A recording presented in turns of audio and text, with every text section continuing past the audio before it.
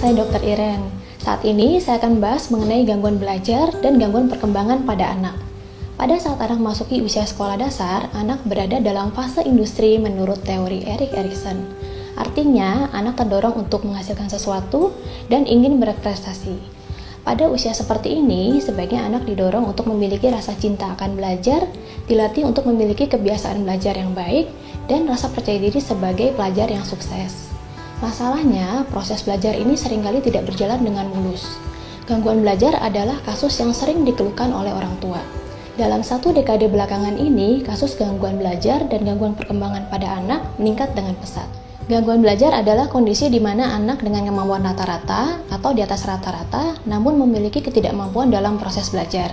Ada beberapa jenis gangguan belajar, yaitu gangguan perkembangan bicara dan berbahasa, dan gangguan kemampuan akademik seperti gangguan membaca, gangguan menulis ekspresif, dan gangguan berhitung. Selain itu, juga terdapat gangguan perkembangan yang dapat menghambat proses belajar ini. Contohnya ADHD dan sindroma Asperger. Pertama kita bahas mengenai ADHD. ADHD merupakan singkatan dari Attention Deficit and Hyperactivity Disorder, atau gangguan pemusatan perhatian dan hiperaktivitas. Ada 3 gejala utama ADHD. Yang pertama inatensi, yaitu sulit berkonsentrasi, perhatiannya mudah beralih, sering kehilangan barang, lupa, dan tidak teliti. Yang kedua, hiperaktivitas, yaitu anak terlihat tidak bisa diam, sulit untuk duduk tenang, dan sering berlari berlebihan. Yang ketiga, impulsivitas, yaitu sulit menahan keinginan untuk melakukan sesuatu. Ini terlihat dari anak yang sulit menunggu giliran dan sering mengganggu anak lain.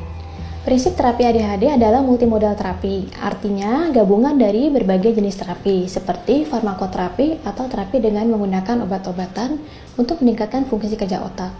Lalu terapi perilaku, terapi remedial, terapi neurofeedback, intervensi psikososial, dan terapi lain yang disesuaikan dengan kebutuhan anak. Berikutnya saya akan membahas mengenai sindroma Asperger. Anak dengan sindroma Asperger memiliki keterbatasan dalam kemampuan berkomunikasi, kemampuan semantik atau mengartikan kata-kata, memiliki intonasi suara yang monoton, dan ekspresi muka yang seringkali tidak sesuai.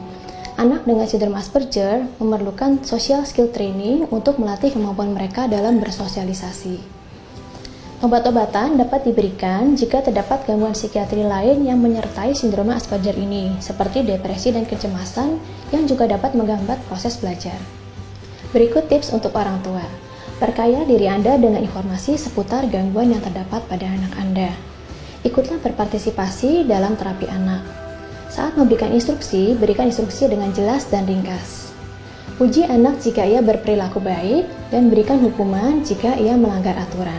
Dengan deteksi dini dari orang tua dan guru, serta penanganan yang baik dari tenaga profesional bekerjasama dengan orang tua dan guru, maka anak dapat berprestasi di sekolah dan menjadi sumber daya yang tangguh di masa depan.